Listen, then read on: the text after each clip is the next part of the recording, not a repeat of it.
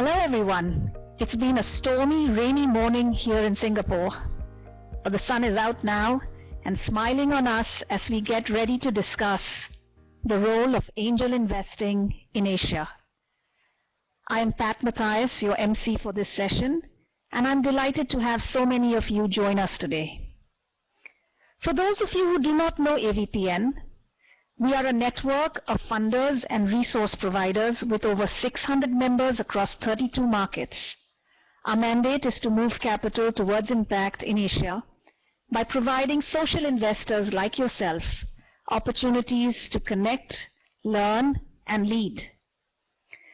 We are also sharing highlights of our day live on LinkedIn, Facebook, and Twitter, so don't forget to share your experience with us by using the hashtag AVPN 2020. Before we kick off our session, I'd like to highlight a few features of this virtual room.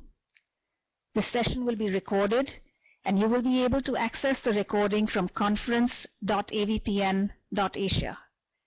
If at any point you get disconnected or have a bad connection, try to log out and then log back in, or you could hover your cursor over video to pause it to save bandwidth. If you have questions for the speakers, please type your questions in the Q&A pod.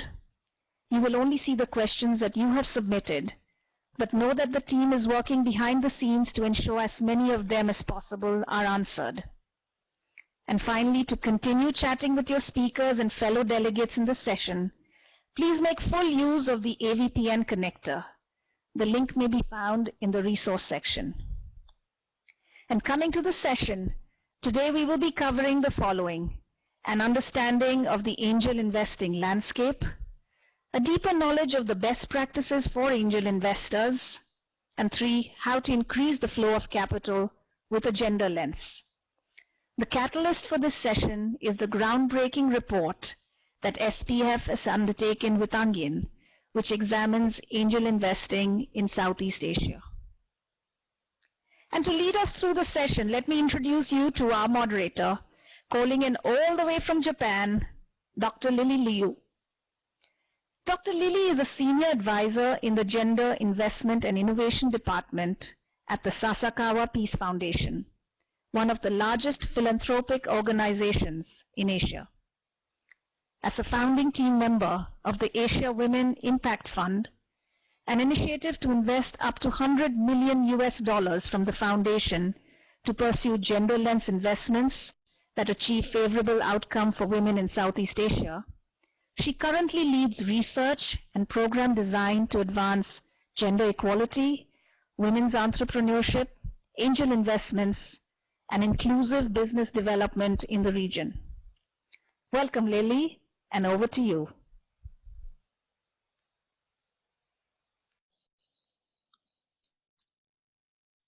Hello, Pat. Thank you very much for the kind introduction.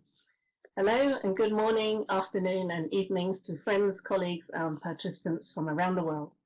I'm Lily Yu, Senior Advisor at the Sasakawa Peace Foundation, a private philanthropic foundation in Japan, and it's a great pleasure for me to welcome you to the AVPN Virtual Conference 2020 webinar on the role of angel investments in Asia. I'm very happy to be coordinating this session on the Impact Investing Day, a topic that is very close to my heart and an area that the Sasakawa Peace Foundation, through our Asia Women Impact Fund, is very passionate about. I'm also extremely excited to introduce you to 3 special guests who will be joining me for this session to discuss the role of angel investing in Asia. All 3 have extensive experience as angel investors and practitioners supporting early-stage impact enterprises. So firstly, I'd like to introduce David Sokangsing, Managing Director of ANGIN. David has been in Indonesia since 2013, operating on both supply and demand sides of the early stage capital spectrum. In past roles, he has helped startups as an impact-focused accelerator manager, and in his current role as Managing Director of ANGIN, the first structured angel investment network in Indonesia, him and his team have significantly contributed to the role of impact investing and gender lens investing in Indonesia. Initiated as a women's fund, ANGIN has grown to become the largest early-stage investment platform, serving high-net-worth individuals in Indonesia, but also institutions committed to invest in Indonesian entrepreneurs. SPF has had a tremendous partnership with ANGIN since 2018, and I'm happy to be introducing our latest collaboration to you shortly. Next, I would like to introduce Jennifer Veloria, founder and CEO of Isla Ventures, where her vision is to promote sustainable prosperity for people in rural communities. She is a seasoned angel investor herself. Through Isla Ventures, she hopes to leverage the right capital to businesses that have a mission to improve and transform the lives of people in rural communities, while sustainably protecting and preserving the environment. Her focus is on leveraging relevant financial instruments to support social enterprises that are scalable in the least developed markets. Jennifer's work covers a broad geographic area, including the Philippines, the UK, and Africa. And last but not least, representing AVPN's hometown, I would like to introduce Dr. Elaine Kim, co-founder of Crib, a doctor, entrepreneur, and angel investor. She co-founded Crib in 2014, a social enterprise chiefly intended to empower women by supporting their work as entrepreneurs. Based in Singapore, Crib is a vibrant community with over 300 core members, including both aspiring entrepreneurs and established business leaders. Crib provides networking opportunities, matchmaking and mentorship programs, professional development, and has recently set up Crib Gives Back, a community-led philanthropic arm aiming to generate positive social impact. So a very warm welcome to you all, and thank you for making time to join us today. So on to our jam-packed agenda. Our experts will be sharing their insights on the questions outlined in this slide. And it's a question that the AVPN community is always keen to engage in, which is how to move more capital towards impact based on the following three themes: insights into angel investments in Asia, the effectiveness of angel investment networks, and how GLI strategies can be applied to angel investments. As mentioned earlier, in addition to our experts' views, we'll also be bringing you some insights and data from a new research series developed by ANGIN and SPF as part of the SPF Asia Impact Dialogue series, a platform to foster greater multidisciplinary cross-collaboration and opportunities for dialogue between practitioners and experts to share innovative ideas and solutions to promote sustainable development in Asia. This innovative initiative was spearheaded by Mr. Shunichi Ono, President of the Sascal Peace Foundation, and it's our vision to examine how philanthropy can promote development of effective entrepreneurship ecosystems to support early-stage inclusive impact enterprises in Asia. Supporting angel investing in Asia is SPF's newest initiative to explore the potential of innovative finance mechanisms to support impact enterprises. In the Gender Innovation and Investment Department, we work with local partners in Asia, including entrepreneurship support organizations, or ESOs, ecosystem builders such as AVPN, and angel investors to explore good practices and support practitioners to apply a more intentional gender lens to their work. And today at AVPN 2020, it's our pleasure, along with David, to officially launch the ANGIN SPF three-part research series on the emergence of angel investment networks in Southeast Asia. Our first report of the series is now available on the ANGIN SPF and AVPN websites and focuses on good practices for effective angel investments in Asia. We will be introducing a few of the key findings from the report to guide today's discussion, but I would like to give a quick shout out to the research teams that have been working tremendously hard since 2019 to deliver this body of work. So from the ANGIN team, I'd like to thank everyone listed here on the right, David, Natalia, Ronnie, Bella, Atika, Saskia, Victoria, and Sonia. They have been truly outstanding and amazing in every way. And from SPF, Yuka Yabashi, co-lead on the project, and she has been phenomenal in making this project happen. And also to our advisors, President Shunichi Ono, and directors Ayaka Matsuno and Maho Nakayama for their support and guidance through this project. We are extremely grateful also to all of the interviewees, the 32 Angel Investment Network managers, members, and experts that have provided us with many valuable insights to make this research series possible. And I know that many of you are joining today's session. So thank you for all your help and also your time to join the session. So without further ado, I'd like to move to the panel discussion. So the first question I'd like to focus on is, why are angel investments important for Asia?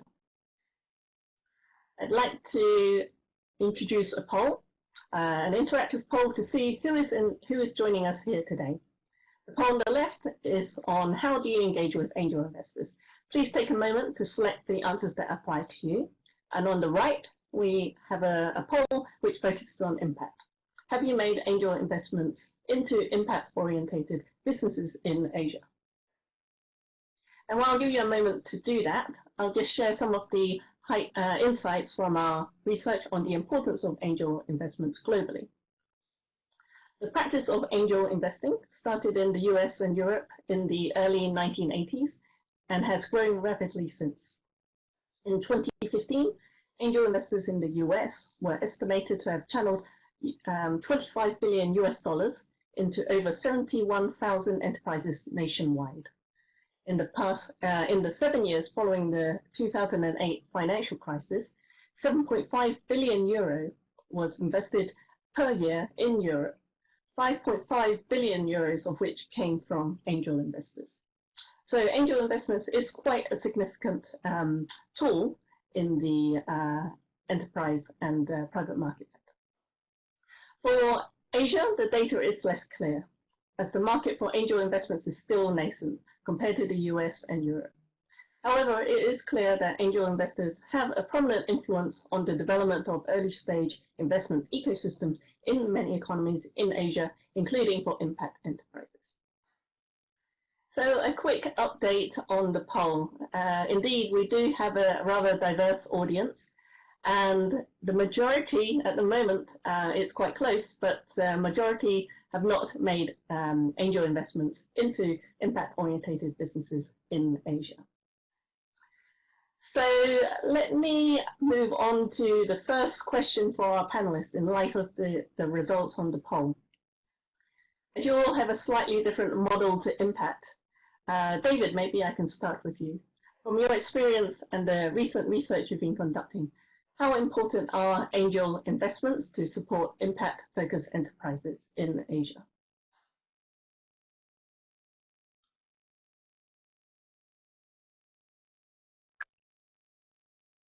And can you hear me?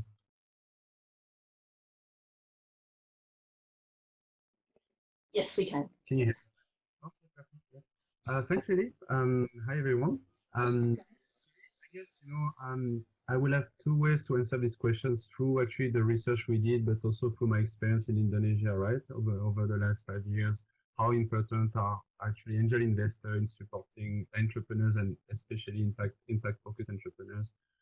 So I guess we all have experience in Southeast Asia, and we see this sort of eternal topic of financing gaps, where when you're an entrepreneur in certain industries, certain vertical, or you have certain capital requirements, then the capital market is not necessarily developed for you.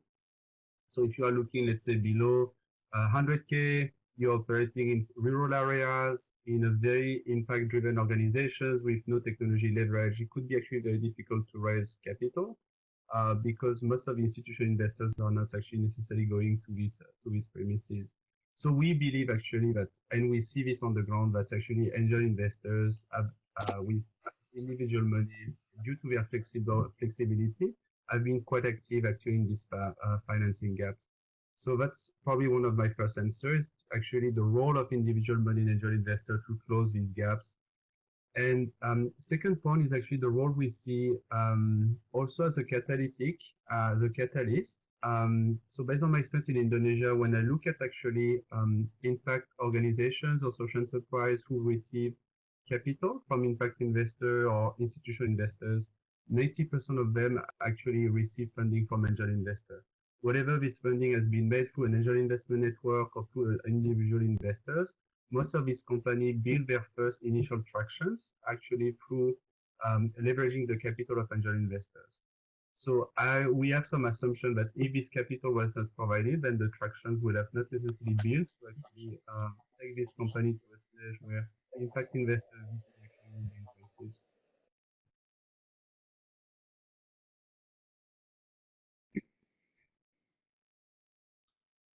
Thank you so much, David. It's a very interesting insight. 80% is pretty high, so it does, again, suggest the importance of angel investments in Asia. I'd like to ask the same question to Jennifer and your experience supporting underserved communities in the Philippines and Africa. How important have angel investments been for impact-oriented entrepreneurs that you've been working with?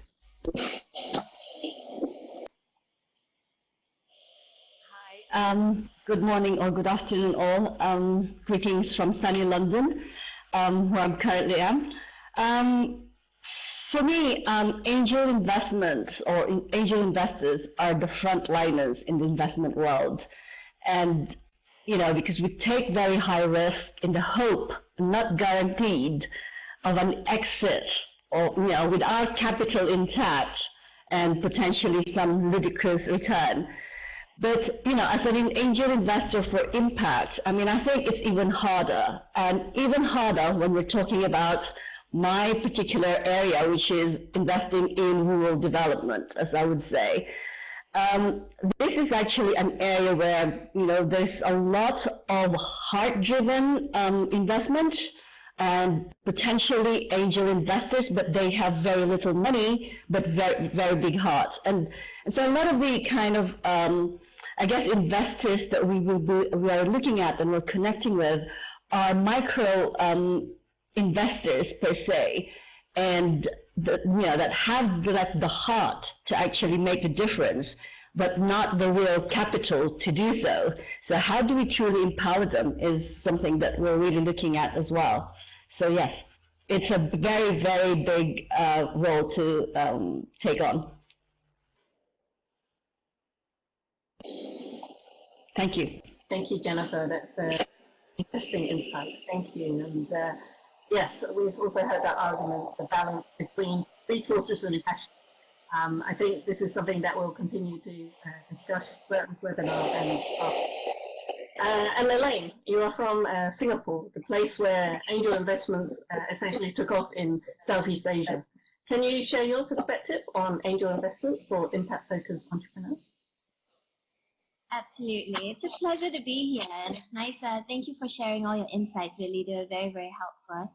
And I absolutely have to agree with David and Jennifer. I think the only answer to this question is it is very important.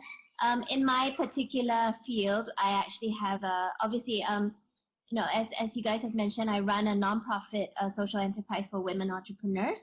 And we help female entrepreneurs seek funding. And out of our group, and we have an angel investment network called Crip Angels Club, which is made up of investors who invest in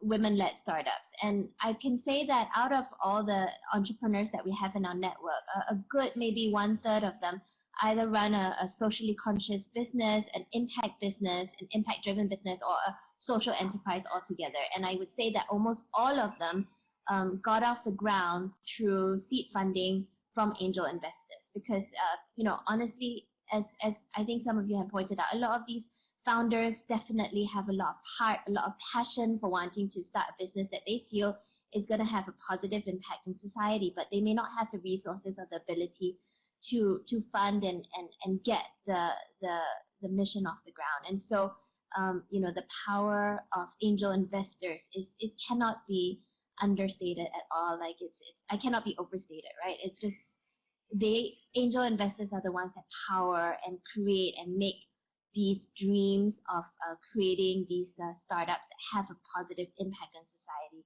and actual reality. So yeah, very important, basically.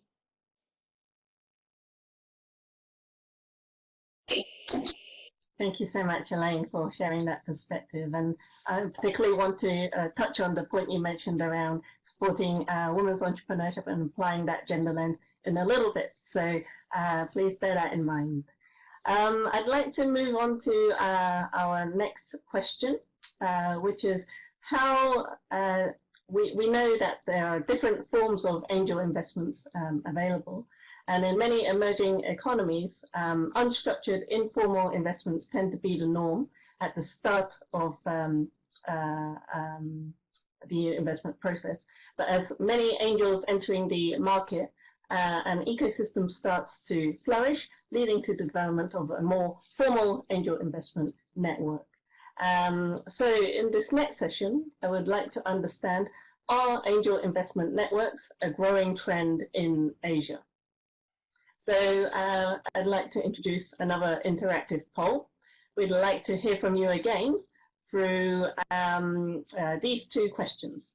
Are you part of an angel investment network? And how do you engage? Can we move the slides forward? Great, yeah. So this audience poll, are you part of an angel investment network? And what would you expect from an angel investment network? Please fill in the open box. And again, whilst you're doing that, I would like to introduce David to share some of the findings from the ANGIN SPF report. Over to David. Yeah, thanks, Ellie. I think next slide. So what is interesting? Yeah, perfect. So we started actually the research in January, and we spent 2 months, very intense months, to survey actually different angel investment network and also ecosystem builder.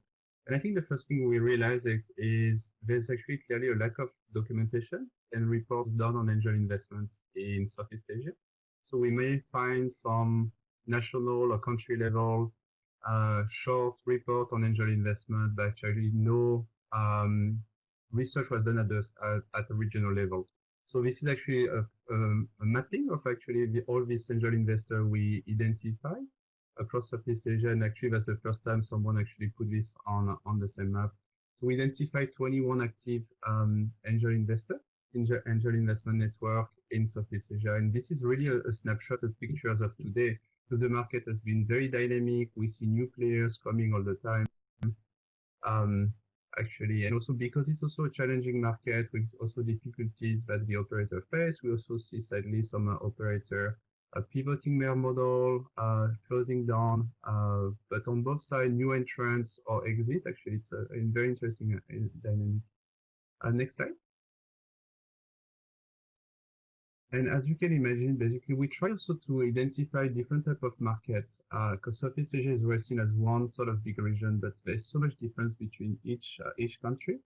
And we started to actually framework all these angel network and all these country based on their level of maturity, but was not only based on the number of angel investment network we saw in each country, but also through the number of deals, the number of exit, and also the inclusion in the capital market. So how this angel investment network partner with impact investor, with VC, and how also some government and policies have been developed targeting angel investment. And what we see, Singapore, and especially Singapore and Malaysia, quite ahead of the curve, with some dedicated tax reduction and policy to facilitate actually the disbursement of angel investment and incentivize angel investors to jump in the activities. And on the other side, we see that some countries like Laos, I was there a couple of weeks ago, and Brunei don't have actually yet an angel investment network. But we see some actually interesting discussion from the government actually to incentivize the structure and the establishment of an angel network to actually, as we mentioned, provide this frontliner type of capital for some local SMEs, social entrepreneurs, and startups.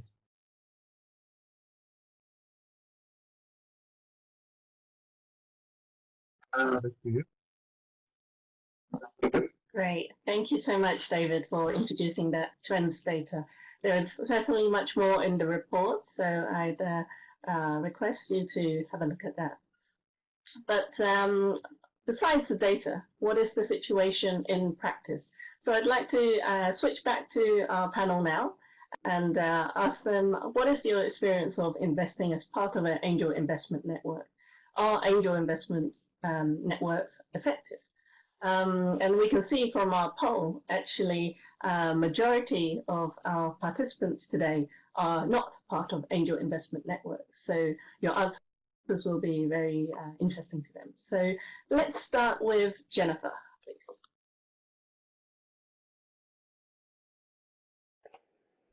Right, can you hear me? Well, my experience as an angel started at the early 2011, where I actually just joined a number of angel clubs in the UK, mainly as more of an exploratory kind of, task for myself. And then I came across, so I made a number of investments. And then I came across a network called Clearly So Angels, which was actually started and run by Susan Beagle, who now is behind Gender Lens Investing. So I joined that network, and it was a very, very good experience for me, because that network actually had a number of kind of varied members, from bankers to philanthropists to high net worth individuals. And, it was a real eye-opener for me to see how I could use my money for the greater good. So I took the decision to actually then allocate most of my kind of free capital to do such things. So I co-invested in a number of them, primarily in Africa, and I had the penchant for sort of rural investing, I guess, because it's that's my roots, and it resonated truly with me. So I guess in my experience, that was a brilliant experience, and that's what I'm trying to emulate in some ways, and practices that I've actually taken from that group is what I'm using right now as an angel investor. So what are my thoughts on that, the effectiveness? It was a very effective network, because they were actually consisting of different kind of talents, different ideologies, and different approach to investment, and with seasoned professionals from different perspectives. And I think I must stress that also because they chose to use their capital with purpose to actually help sort of social enterprises. That differentiated them from the other angel investors network that I've joined, that I've seen operating in London. So really, this is where I feel that when we're working at ISLA, because my experience is actually behind why I started ISLA and why I went to the Philippines, because I felt that this is where I could truly make the difference, and how can I then apply that experience that I had in really facilitating a group of angel investors with purpose, driven by their heart, and really kind of driven to make a difference, to make our world a better place. So that's really where I feel that the effectiveness of an angel network is only kind of determined by the quality of the people in that network and the mission they have collectively and individually. So that's my lessons.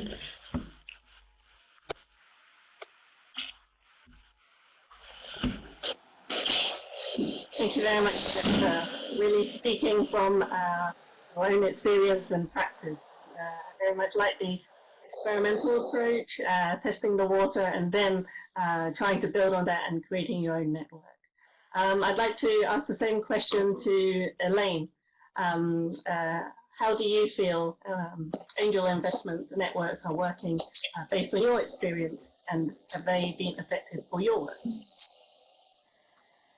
I mean, I think what data that you guys mine is a lot more anecdotal. I mean, of course, there's a lot of benefits to being part of an angels network, especially if you're new.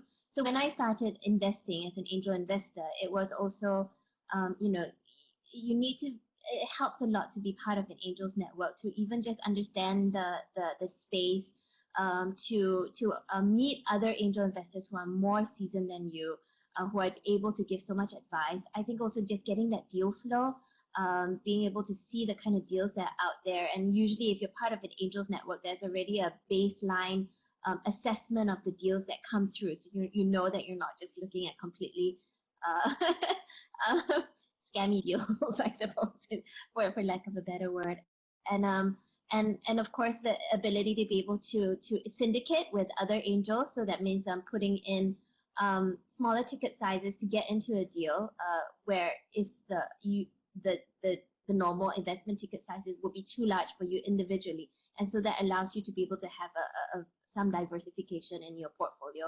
So I think these are all the known factors that help in being an Angels Network. And then of course at CRIP, we have a CRIP Angels Club, and obviously it's because of the benefits that we saw of it, and of bringing together like-minded investors looking at a similar deal so that we can place before them deals that are meaningful to them, because they have that intention to invest in, whether it's a social enterprise or whether it's like a women's startup specifically or a specific sector. It really helps to be able to match make and curate the deals that you want to. And I think a lot of people, apart from my role at CRIB, I actually am the CEO of a company called Treehouse as well.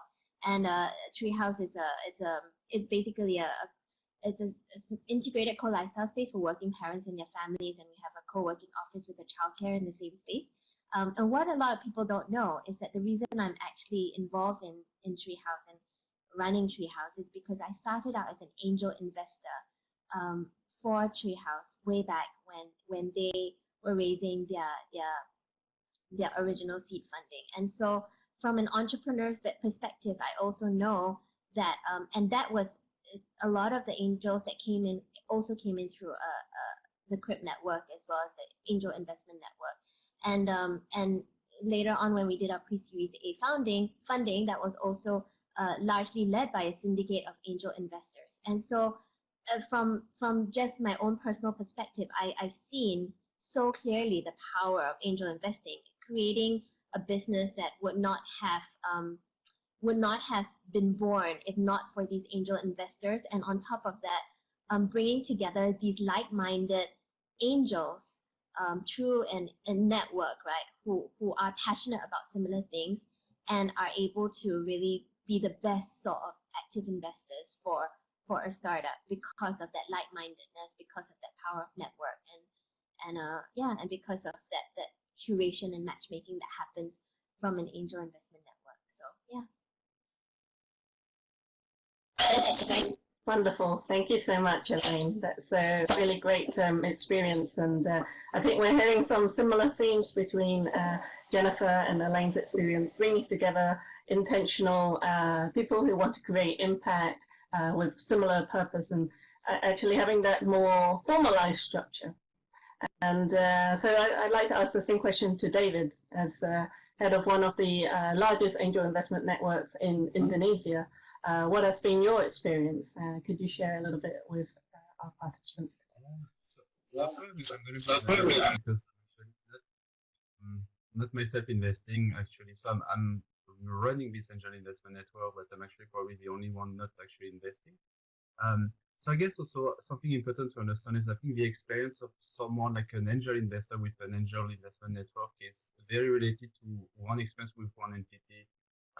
An angel investment network, and that's what we share in the research, there's so many models and so many value proposition and services delivered to investors. So usually the experience an angel investor will have is with one entity A, one angel investor A or B, right? And usually we see some great experience or less, let's say, great experience, but it's usually about alignment of expectation and why the angel investor is joining the network. And again, like each angel investor, investment network has a very strong identity depending on who is part of the network, who is managing the network, and we see usually that when there's a disengagement of misalignment about all this value and services provided, where actually we see sort of a disappointment from the angel investment network. So I would say usually all these networks provide a baseline of services, which has usually access to pipeline, initial screening, but where we see actually the strong value and where things make a difference is what you provide on the side, right? Like syndication, as Eileen mentioned, or actually value add you can bring to the portfolio. So that's usually where we see some effectiveness, not necessarily on the baseline services that an angel investment network should provide, but all these extra services that the network usually bring to the table.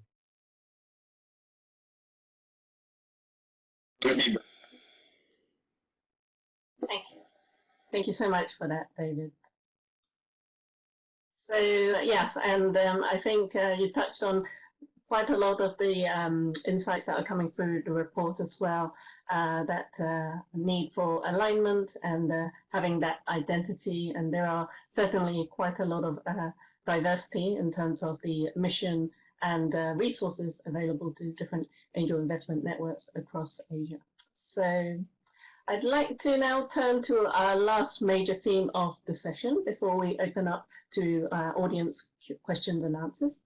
So I'd like to touch on angel investing and how to apply a gender lens. This is a topic that all of us on the panel and myself moderating, we've been passionately working on for quite some time, and on some dimension, at least for the past few years. But more specifically, how does one apply a gender lens to angel investing? So I'd like to turn the mic back to David to introduce some of the key findings on how angel investment networks in Asia are thinking about gender lens investing. Thanks, David. Sure. Of this report. We released today the first part of the report, which covered the landscape of angel investment network, and we deep dive quite strongly into the topic of GLI, and this report will be released at the end of the month. And this is some of the initial findings. So out of the actually 21 angel investment network we survey, but were part of our research, we try to divide them in different categories to understand actually how GLI is embodied and applied into their core activities.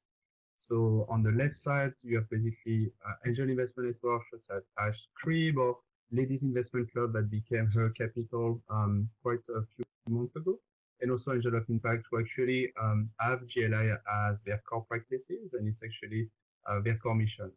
And they represent basically 23% of the angel network we interviewed.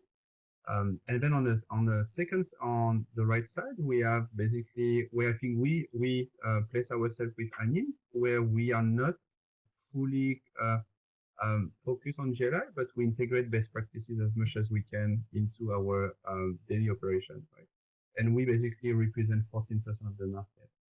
And again, on the right side, basically, that's what we will call expose, where there is not necessarily an intention to have GLI practices, or there is less depth of actually practices within the network, but this network has been exposed to events that could be one shot per year, but at least there's a certain sensitivity to an understanding of what is GLI. Sometimes it's not understood for the word GLI. It could be women empowerment or investing in women, and they represent 24%. And what we see is actually close to 40% of the angel investment network we survey don't have any practices, and sometimes are not necessarily aware of what GLI means. And some of these actually very key highlights. Obviously, Singapore is leading the way with actually 5 angel investment network having GLI at their core practices. We actually realized that GLI is still seen for, especially through a lens of impact. So it means that angel investment network practicing GLI or having GLI at their core actually see investing in women or investing in businesses impacting women through a lens of impact, and not necessarily through the lens of with a commercial motivation. So that's what was an interesting finding. The third one is actually that the GLI still see through the lens of ownership and leadership. So 80% of the angel investment network see that GLI means investing in women or investing in businesses owned by women. But we see encouraging movement where players are actually integrating different lenses and going to actually seeing emerging practices around investor education, actually looking at how businesses impact women through the supply chain. And also interesting findings among these almost 39-40% of the angel investment network who don't practice GLI. They see the lens not necessarily as an opportunity or as a smart way to do, but more as a limitation. So this feeling of extra work, usually seen through adding an extra lens of investing in women, actually will decrease the pipeline opportunity. So that was also an interesting findings, and the key point is how can actually we change this mentality.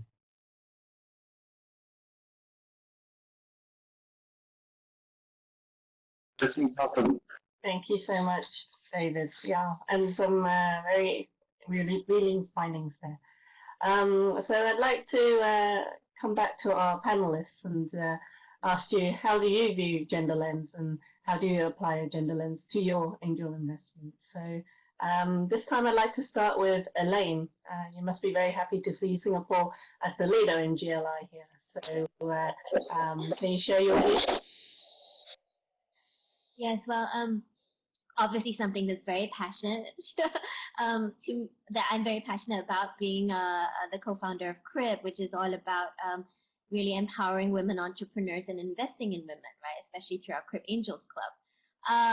Yeah, so I think when we compare angel investments to other sort of investments like private equity, VC, and so on and so forth, very much of deciding to invest in a business is dependent upon the team. You know, at the point where you don't have the revenue yet, when you don't have a very early revenue stage, when you don't have the typical metrics to decide on an investment, when you are, you don't have, it's very, very different kind of lens that you put on in deciding to make an angel investment. And so at that point, it is really about the person.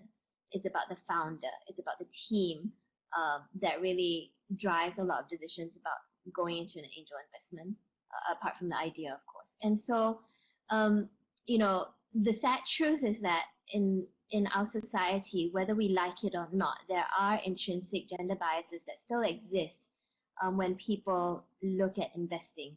The Harvard research studies that show that if two people pitch to a group of investors, one male, one woman, and they pitch the exact same thing to the group of investors, the investors will say that they're more likely to invest. They will choose to invest in the men rather than the women. And the same thing when you look at loans, a male versus a female, going for a loan, somehow the men, even if they have the same sort of like background and everything, the men are more likely to get funded. Or even if the women get funded, it tends to be a smaller quantum than the men get. So whether we like it or not, there is an intrinsic gender bias. There's a social expectation of the role of men and women in culture that leads to certain biases. Is the female founder going to get pregnant and have a family, and that's going to affect my investment? That's the kind of thing that female founders still face when they're going to seek funding. And so I think the reason why there even is this whole topic of gender lens investing is because there is an intrinsic bias, and a lot of us are really just trying to level the playing field, because actually if you do look at research, women-led startups do tend to do better. They actually end up with better revenue results. It's just, there is definitely a difference in the way that men and women run businesses, but it is actually not counter to practice where people are more likely to invest in men. It actually is, studies show, a better bet to invest in a woman-led business. And so I think that's where a lot of us are coming from, and trying to, and particularly in angel investing, when you don't have the metrics, when you don't have the revenue to decide an investment, and it's so founder driven and it's so personal driven, this gender bias comes in even more. And so all the more we need to be supporting and putting on this gender lens as we look at angel investments. And in fact, especially if you're looking at impact investing, because I think there's something about the way female entrepreneurs work, because again, that role that we have as women, if we're going to start a business, it becomes not just only about revenue and ROI. Of course, like, financial returns are still super important when female entrepreneurs start a business, but there's also that sense of wanting to make an impact on society. I think there are studies that show for every dollar that a woman founder earns in a business, they give 90 cents of that back to the community, versus a man gives maybe 40% of what they earn back to the community. And so there is definitely that sense of women who start things because they want to make a positive impact in society. And I think that's something to support. And And in view of the gender biases that I had mentioned before, all the more we need to put in this lens so that we can really support the startups and the businesses and the social enterprises led by women that are going to make an impact and are going to make money for you, but are not getting the funding because of gender bias. So.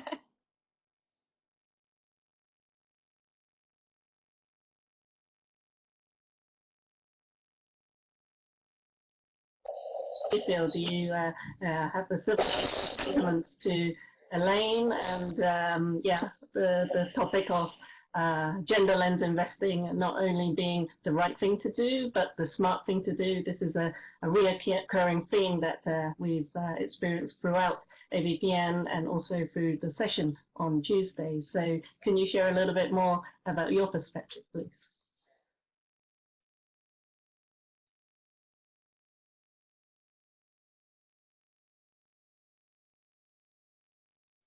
To Jennifer.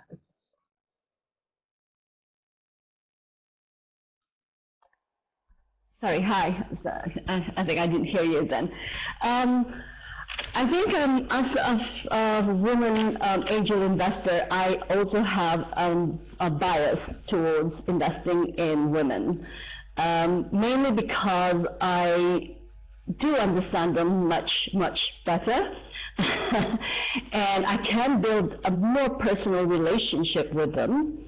And at the same time, I really look at them as more on the personal personal-wide driven businesses rather than just a kind of a money-making business or an egotistic driven businesses. I mean, excuse me for that, but I think quite a lot of the time, my experience as an angel investor is that I've seen many men kind of entrepreneurs where they're actually like wanting to do good, but you dig deeper into them and it's not because they want to do good, but they want to be seen to be doing good. And this is where we call it greenwashing, whitewashing, whatever it is that we call it right now. But yeah, that's where I'm, just to keep it succinct, because I know we're quite conscious of time.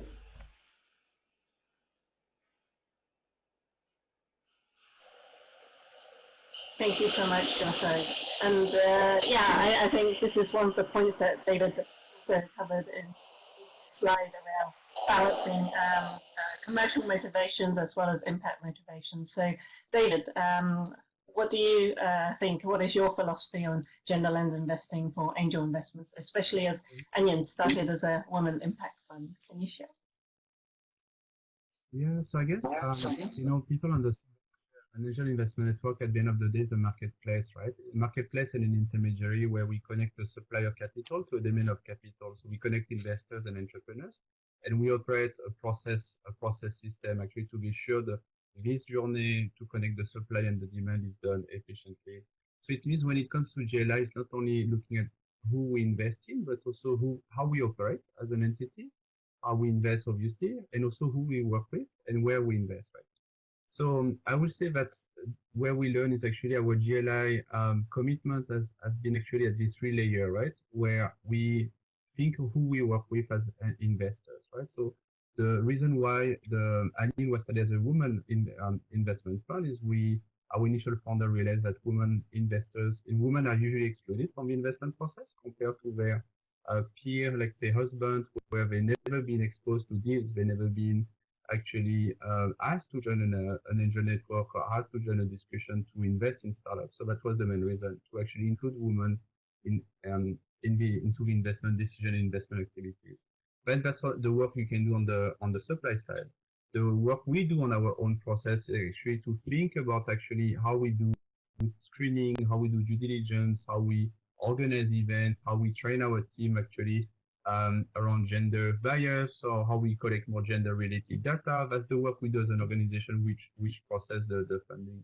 And then the last point, which is usually where people see GLI, is where we actually invest, right? So we try to target investment opportunity, contributing to gender equality, to investing in women, investing in business owned by women, but also investing in businesses that do impact women through their services and products, or their certain let's say, staff gender equality policies within the organization. So it's not only at one level, which is the disbursement, it has these 3 levels of working with the right capital, having the right processing, and disbursing the money to the right organization.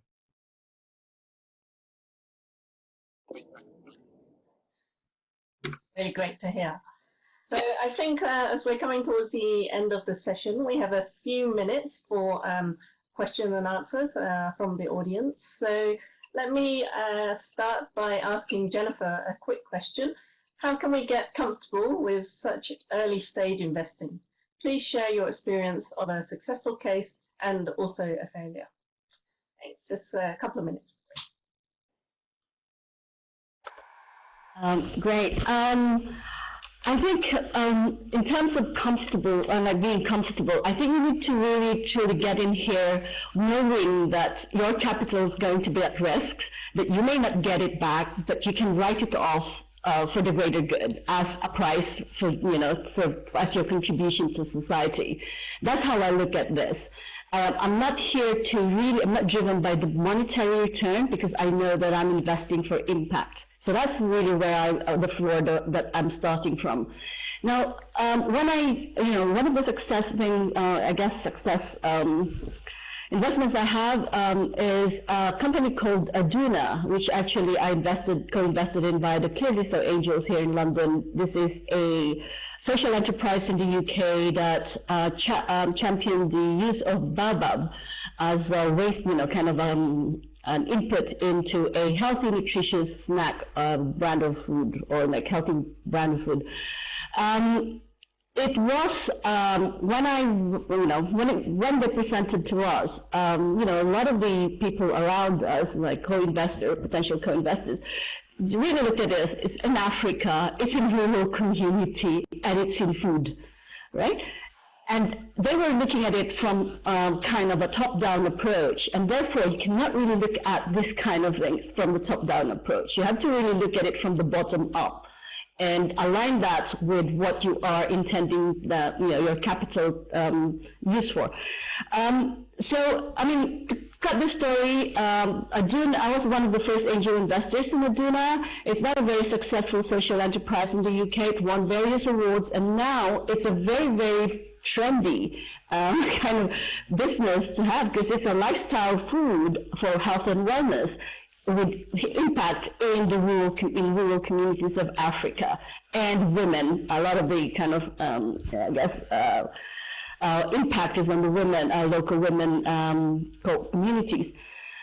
So really, I mean, that's really my success story as an angel investor, my claim to fame per se.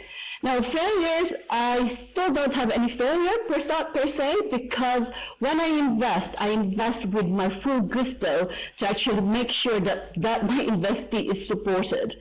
And I go through lengths to actually make sure by connecting them to their network, giving capital, giving mentorship, and and really involve myself as an active investor. I don't take my investments passively and sit back and expect my money to come back to me. That's the way I do risk my capital in this space. So yes, so thank you.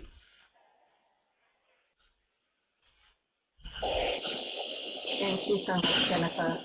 I think we have time for one further question, and I'd like to ask this to Elaine actually. What can women looking for angel investments do differently to secure investment? Can you share a little bit on that? Script.com.au is Filipino entrepreneurs, and we're really here to help you to find your angel investment. Of course, if you, in Indonesia as well, you should definitely join ANGIN. So there are already existing networks out there to help female entrepreneurs to really support the community and the network. So, I mean, I think that's a very good start. There are some other things that, I mean, there's the same thing for any company looking at angel investment. All the other stuff, you've got to do, I mean, I think we have to be very careful also to not try and, as we look at, we don't want people to say like, oh, you're getting a benefit because you're a female founder, right? And so I think, it's a level playing field in terms of how good your business idea is, how your execution is, your team, your financials, your revenue, all of that still has to be there. My advice is if you want to get angel investing, you still have to be a really, really good startup. You have to be a really good founder, you have a good team, have a good product, execute really well. But, you know, it's about overcoming the biases that make it a bit harder for you, so you can overcome that by joining networks. I mean, some people are just very practical about it. They go into investor meetings with a guy. The sad reality is that the world is such that, you know, it lends a sort of credibility if you walk into an investor meeting with a CFO or a co-founder who is male. So I mean, until we can change that, and we're all working so much to change that and to really make it a world where we don't have to have this concern about how your gender disadvantages you for raising funding. For now, I mean, just do everything that you can to prove yourself, to make your business a success, and to get in front of the right people. And a big part is joining these networks and doing that. Yeah.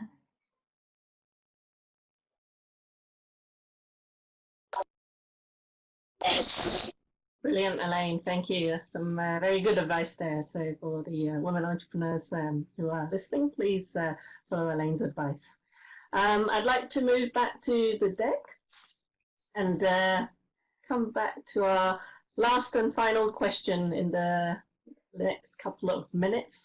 We're going to have a lightning round where we know from the earlier poll that there are quite a lot of viewers and listeners that are participating in this webinar but have not yet engaged in angel investments. So a very quick lightning round, 30 seconds each. What are your recommendations to learn about good practices for angel investments? So over to Jennifer.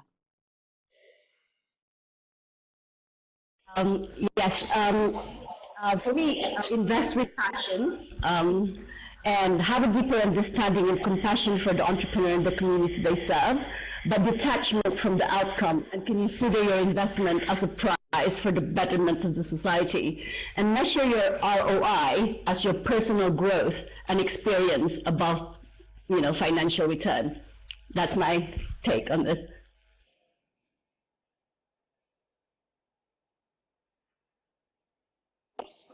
Sorry, round.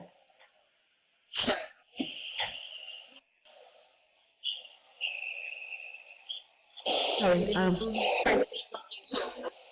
Sorry, yes.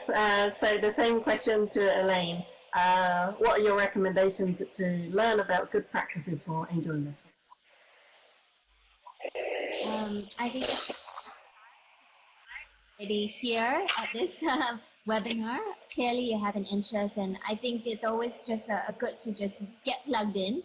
So, you know, join the networks, you know, read up on angel investing, start talking to founders. I think it's also really important to start figuring out what is out there and what your interest is, what your objectives are in angel investing, and just starting to talk to people and looking at investments and then taking the plunge. You know, sometimes if you syndicate, I think someone asked earlier in one of the questions what the ticket sizes for an angel investment are. It can be as little as like $10,000 if you're part of a syndicate. So it can be just like dipping your foot in the water with like a small investment, and then really getting to understand, and with time really figuring, once you're plugged into the network, figuring out how you can do bigger tickets and be more involved and be an active angel investor too. I think that's yeah, they do not hinder the founder by just asking, like, support the founder as much as you can as you angel invest, and I think that can go a long way to really seeing the returns on your investment.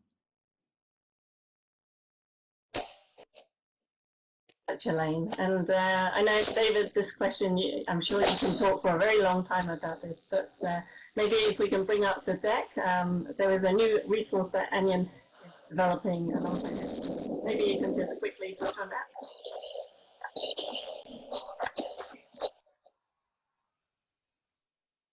Sure. I guess, you know, the what we actually we advise everybody, right? I would say for me, angel investment, there's two parts, right? There's a technical part, and there's something which is more related to like feelings and experience, and sort of having this nose to feel and assess investment, right? a lot of technical parts can be learned.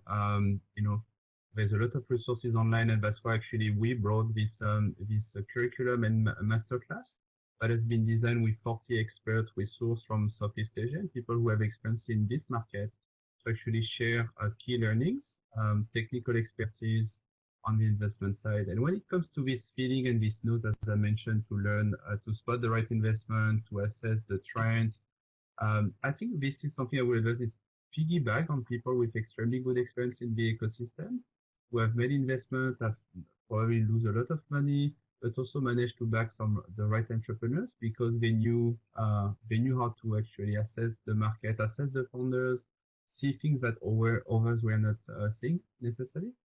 And you find these people actually in a lot of angel network that gathers leaders. A lot of them also attend conferences. So I think that's two parts you can learn, and I think that's what we try to bring here, but also mingle actually with people with this experience. Brilliant. Thank you so much, David. And sadly, we are out of time. If you are interested in this topic, please do check out our other publications, 2 more coming towards the end of the month.